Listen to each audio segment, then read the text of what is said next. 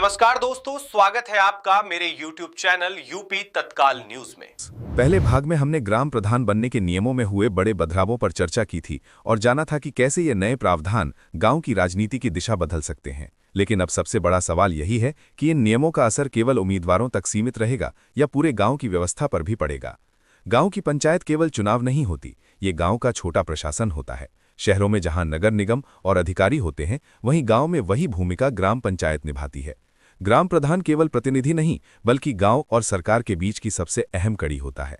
सरकारी योजना गांव तक पहुंचे या ना पहुंचे, उसका सीधा असर प्रधान की सक्रियता पर निर्भर करता है।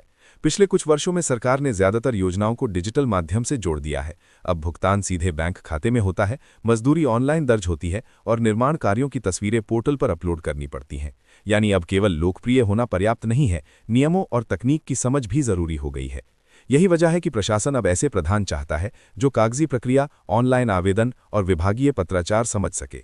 कई अधिकारियों का मानना है कि पहले प्रधान सचिव और लेखपाल पर निर्भर रहते थे, जिससे गड़बड़ी की संभावना बढ़ जाती थी। अब कोशिश यह है कि प्रधान खुद जिम्मेदारी समझे और हर काम की जानकारी रखे। लेकिन जमीनी हकीकत कुछ और भी बताती है।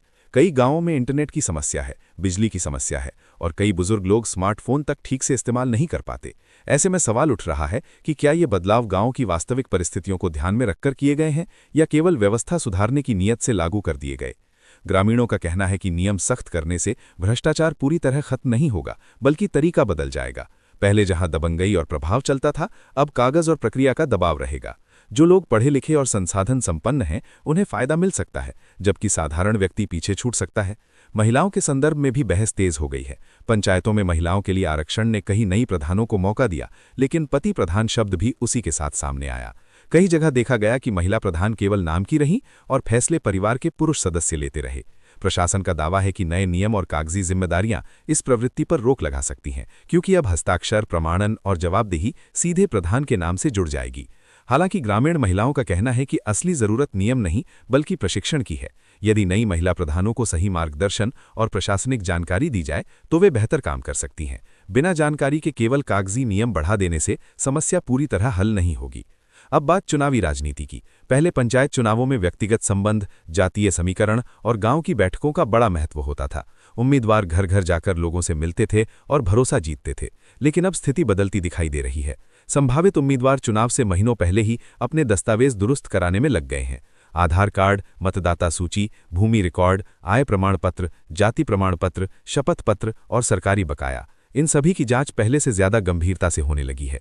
कई गांवों में तो संभावित उम्मीदवार लेखपाल और तहसील के चक्कर लगा रहे हैं, ताकि नामांकन के समय कोई गलती न रह जाए।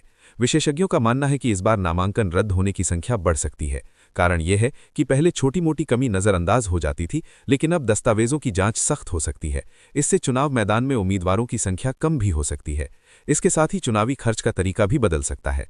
पहले प्रचार पर्चे, पोस्टर और जनसभाओं पर ज्यादा ध्यान होता था, अब कानूनी सलाह, दस्तावेज सत्यापन और प्रक्रिया पर खर्च बढ़ सकता है। यानी चुनाव केवल लोकप्रियता का नहीं, बल्कि तैयारी और समझ का हो जाएगा।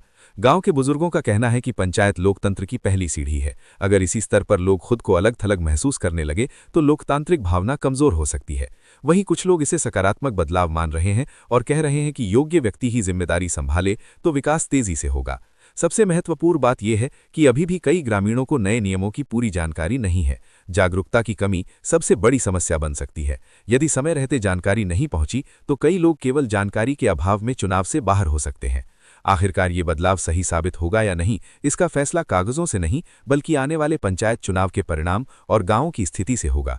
क्या विकास कार्य तेज होंगे? क्या विवाद कम होंगे? क्या सही व्यक्ति नेतृत्व में आएगा? इन सवालों के जवाब आने वाले समय में मिलेंगे। फिलहाल हम इस विषय पर नजर बनाए हुए हैं और जैसे जैसे नई जानकारी सामने आएगी, हम आपको सबसे पहले बताएंगे। अगर आपको ये रिपोर्ट उपयोगी लगी हो तो वीडियो को लाइक करें, ज्यादा से ज्यादा शेयर करें और चैनल यूपी तत्काल न्यूज को सब्सक्राइब करना ना भूलें, ताकि गांव, पंचायत और राजनीति से जुड़ी हर बड़ी खबर आप तक सबसे पहले पहुंचे। इसी के साथ हमें दीजिए इजाजत। धन्यवाद।